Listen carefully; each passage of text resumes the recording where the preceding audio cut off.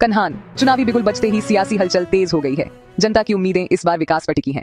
कन्हान में हाल ही में नई सड़कें बनी, जल व्यवस्था और सफाई अभियान में भी सुधार हुआ है। अब इस विकास यात्रा को आगे बढ़ाने की तैयारी में है राजेश यादव, अध्यक्ष कन्हान शहर कांग्रेस कमेटी। हमारा लक्ष्य जनता की भागीदारी से विकास को नई दिशा देना है। कन्हान का चुनाव इस बार सेवा बनाम स्वार्थ की जंग है। जनता तय करेगी विकास की राह या वादों की राजनीति। यह चुनाव आपके भविष्य की दिशा तय करेगा।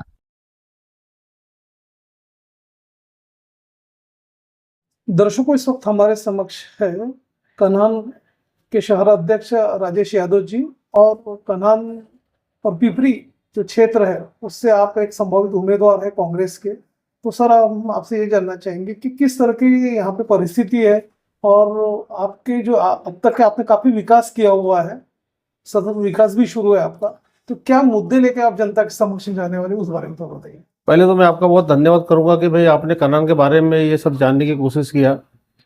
हम लोग यहाँ पे कांग्रेस के माध्यम से जो काम करते हैं, माननीय सुनील जी केदार, हमारे खासदार श्याम कुमार जी बर्वे और हमारे नेता राजेंद्र जी मुलक, उनके नेतृत्व में हम लोग यहाँ पे काम करते हैं कांग्रेस के पक्ष का।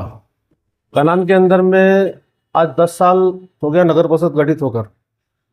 इसके पहले भाजपा की सत्ता थी, उसके बाद में सेना की सत्ता हुई, लेकिन जो मूलभूत सुविधा जो कन्हान को जो मिलना चाहिए था वो नहीं मिली। आज कन्हान में आठवड़ी बाजार की समस्या है, साप्ताहिक बाजार की समस्या है, शौचालय की समस्या है।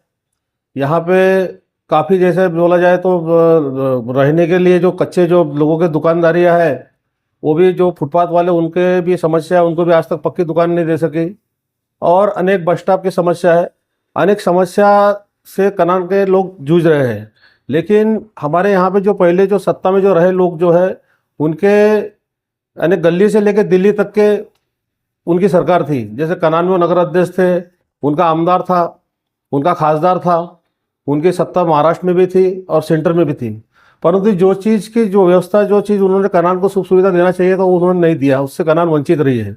हमारी कन्हान वासियों से इस बार यही रिक्वेस्ट है, विनंती है कि भाई परिवर्तन करके इस बार अगर कांग्रेस को चांस दिया गया तो ये जो समस्या है जो मैं बता रहा हूँ, तो अगर कांग्रेस की तरफ से अगर मुझे उम्मीदवारी दी गई, मुझे इतने साल का वहाँ का अनुभव है, अभ्यास है, और उस नाते से मेरी बहुत सोच है।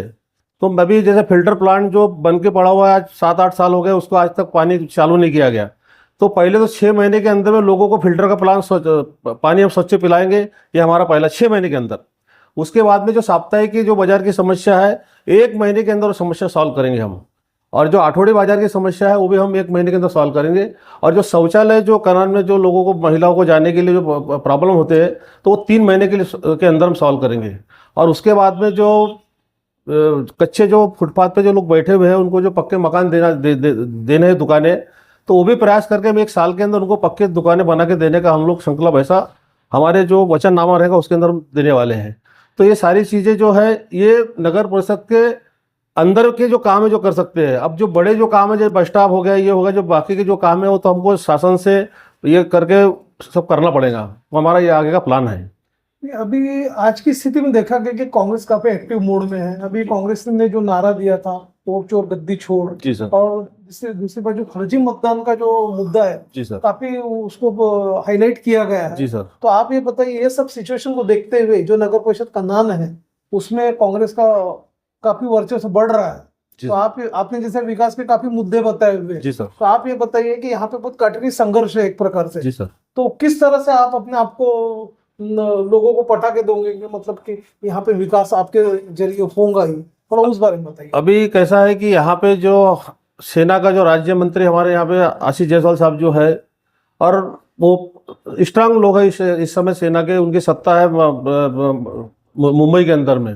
परंतु हमें एक इस बार कांग्रेस को, हमको सबसे बड़ा मुद्दा ये है कि हमको एक हिंट बोलेंगे कि हमारे को एक खासदार के रूप में जो श्याम कुमार जी बर्वे मिले हैं, वो युवा है, एक्टिव है, और लोगों के कामों को अच्छा समझ रहे हैं, कर रहे हैं। अब कन्हान में जैसे कि यहाँ पे शमशान घाट की व्यवस्था नहीं थी, लेकिन उन्होंने लड़ झगड़ के शासन की तरफ से शमशान घाट उन्होंने सैंक्शन करवा लिया है। ऐसे हम उनके माध्यम से, उनके नेतृत्व में जो हमारे जो नेता लोग हैं जिनका मैंने नाम लिया, उनके नेतृत्व में हम जो काम करेंगे और अच्छा काम करेंगे, अच्छा काम करके हम दिखाएंगे। जातीय समीकरण का कितना फायदा होने जा रहा है कांग्रेस पार्टी को यहाँ पे नगर परिषद में, और दूसरी बात आपका एक जनमानस में क्या मैसेज हो रहा है? अभी सर कैसा है कि हमारा ये जो इलेक्शन है, लोकल इलेक्शन है, अगर जाति समीकरण अगर होता तो आशीष जायसवाल 5 बार से आमदार नहीं होते, क्योंकि यहाँ कनान की और जो विधानसभा क्षेत्र की जो जनता जो है वो विकास पुरुष को चुन के देती है। इसीलिए जाति समीकरण नहीं बोलेंगे, ये लोकल इलेक्शन है, इसको सब आदमी के लोकल इससे रिलेशन होता है, इसीलिए इसके अंदर में कोई मुझे ऐसा लगता नहीं कोई जाति समीकरण का ही होने वाला करके। जो अच्छा काम करेगा, जो अच्छा काम करने वाला अच्छा जो चेहरा है उसको लोग मतदान करेंगे। संभावित के रूप में और कांग्रेस के आप एक चर्चित चेहरे के रूप में लोग आपको देख रहे हैं, जी सर। तो आपका क्या एक लोगों के लिए एक मैसेज रहेगा कि ज्यादा से ज्यादा कांग्रेस को जीत के लाए यहाँ से? अभी कि जैसा कि मैं आपको बताया कि मैं यहाँ पे 93 से लोगों का नेतृत्व कर रहा हूँ। मैं 7वीं बार इस बार जो इलेक्शन में लड़ूंगा 8वीं बार लड़ूंगा, और मैं आज तक अभी इलेक्शन में हारा नहीं हूँ। मैं हमेशा 7 बार से जीता हूँ। मैं ग्राम पंचायत 3 बार जीता, सरपंच रहा, पंचायत समिति मेंबर रहा, और अभी 2 बार से जो नगर परिषद 2 बार मैं नगर परिषद चुन के आया हूँ। इसीलिए कनान की जनता ये चाहती है कि भाई अनुभवी आदमी है और एक्सपीरियंस है इस आदमी को, तो वहाँ जाने कोई नया आदमी कोई जाएगा तो उसको समझने के लिए काफ़ी समय लग जाएगा। इसीलिए पुराने आदमी को जो एक्टिव है, जिनको सब कुछ समझता है, उनको चुन के दिया जाए तो गाँव का विकास बहुत फास्ट होगा। तो ये थे कनान के शहर अध्यक्ष राजेश यादव, जो कि कांग्रेस के एक कद्दावर नेता भी है, और इस बार निश्चित रूप से परिवर्तन होकर रहेगा ऐसी उम्मीद भी जनता लगा के बैठी है।